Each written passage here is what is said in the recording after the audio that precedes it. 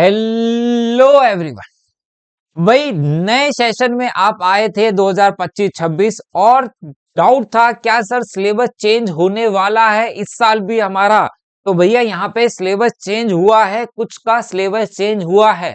किसका हुआ और कहां से चेक कर सकते हैं, ये एक एक बात हम डिटेल में देखने वाले। और सबसे मजेदार बात है कि इस बारी सीबीएसई ने काफी चीजें एक्सप्लेन करी है कि आपको किस तरीके से आपको कंपेटेंसी बेस्ड क्वेश्चन करने हैं, कौन से थ्योरेटिकल टॉपिक रहने वाले हैं, वो काफी डीपली डिस्कस किया है। आप अगर सीबीएसई अकेडमी डॉट निक पे जाएंगे .in पे, तो यहाँ पे करिकुलम पे क्लिक करेंगे। 25-26 का सेशन यहाँ पे शो कर रहा है। यहाँ पे अगर क्लिक करूंगा तो यहाँ 9th-10th है, सारे सब्जेक्ट खुल जाएंगे। और अगर 11th-12th वाले हो तो यहाँ पे, तो पहले 10th का देख लेते एक बार। यहाँ पे क्लिक किया, मेन सब्जेक्ट्स में करेंगे तो मैथमेटिक्स आ गया। मैथमेटिक्स पे अगर आप क्लिक करो तो आपके पास ये सर्कुलर खुल जाएगा। पहले इसमें 9th के सारे आएंगे, ठीक है, क्या सिलेबस है। फिर 10th का आएगा, उसी पीडीएफ को स्क्रॉल कर लेना, ठीक है। यहाँ पे आपकी पूरी पूरी क्या है दे रखी है, क्या आपकी यूनिट्स, कितने मार्क्स की कौन सी यूनिट रहने वाली है। नीचे अगर स्क्रॉल करेंगे तो देखो कितने अच्छे से दिया है। यहाँ पे कहता कंटेंट क्या है चैप्टर, ये रहा कंपेटेंसीज एक्सप्लेनेशन में थ्योरेटिकल जो क्वेश्चंस बन सकते हैं जिस टॉपिक में से, तो काफी एक्सप्लेन किया है। रियल नंबर्स में क्या कह रहा है भैया, ये टॉपिक है, और अगर थ्योरेटिकल करने हैं तो ये √2 √3 को प्रूव करने वाले क्वेश्चंस कर लो। और ये आता ही आता है ये क्वेश्चन, ये पक्की बात है ना। पॉलिनोमियल में जैसे एग्जांपल के तौर पे, क्योंकि अभी तो आपको भी नहीं पता आपके सिलेबस में क्या है, थोड़ा example, zeros of the polynomial, ये दो टॉपिक आपके पास बनते हैं, दो ही एक्सरसाइज है बुक के। तो कहता है भैया यहाँ पे find the zeros of polynomial graphically algebra verify the relation, ये थ्योरेटिकल क्वेश्चंस है और कंपेटेंसी बेस में इसमें से क्वेश्चंस बन सकते हैं। तो इस तरीके से बिल्कुल एक एक चीज डिटेल में डिस्कस करी है इन्होंने। मैं बिल्कुल अलग अलग सब्जेक्ट वाइज वीडियो बना दूंगा, क्लास वाइज 10th की अलग, 11th की अलग, 12th की। पहले हम यहाँ पे देख लेते हैं ट्राइंगल्स के अंदर कहता भी है ये टॉपिक है, और एक एक एक्सप्लेन किया कि कौन सी थ्योरम करनी है। सिर्फ एक थ्योरम है ट्राइंगल्स के अंदर क्लास 10th के अंदर, बीपीटी जिसको हम बोलते हैं, बेसिक प्रोपोर्शन थ्योरम। बाकी कोई भी थ्योरम प्रूफ करने के लिए विदाउट प्रूफ साफ साफ लिखा है कि प्रूफ नहीं आएगा, उसके बेस पे क्वेश्चन आ सकता है। थ्योरम प्रूफ नहीं करनी है। तो ये पूरा सिलेबस और लास्ट ईयर के अकॉर्डिंग आपका सिलेबस क्लास 10 मैथमेटिक्स का तो बिल्कुल चेंज नहीं हुआ है, बिल्कुल same. Last year paper tough आया है, सबको पता है मैथ्स का। तो इस बारी इन्होंने ज्यादा एक्सप्लेनेशन दी है, इसका मतलब अभी भी आपका पेपर टफ आ सकता है, आपको शुरू से ही पढ़ना पड़ेगा। ये बात ध्यान रखनी है क्लास 10th वालों को।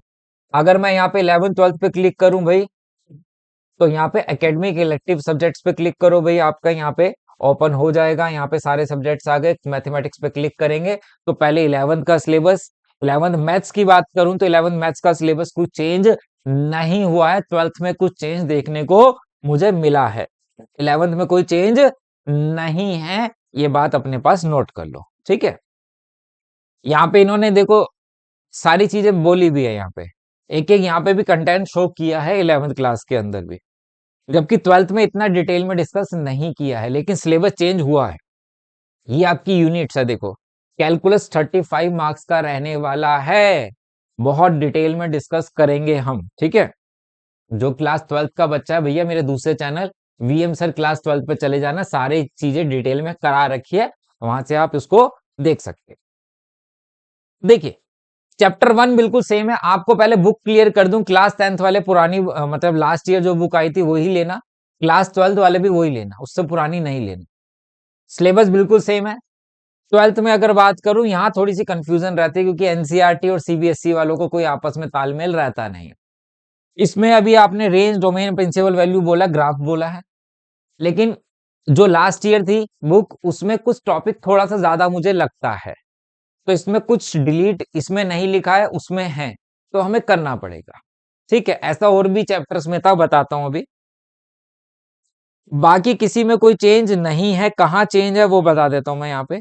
प्रोबेबिलिटी की अगर बात करूं, इसमें एक टॉपिक है, अगर नई बुक में भी बात करूं, लास्ट ईयर के 13.4 प्रोबेबिलिटी डिस्ट्रीब्यूशन का टॉपिक यहाँ पे था, लेकिन 13.4 पुरानी बुक उससे पिछले साल वाली में थी, लेकिन लास्ट ईयर नई एनसीईआरटी में वो नहीं थी। लेकिन सीबीएसई कहता था कि भैया मेरे सिलेबस में आएगा प्रोबेबिलिटी डिस्ट्रीब्यूशन, एनसीईआरटी कहता था मेरे पास है नहीं, तो बच्चा पढ़ेगा कहां से।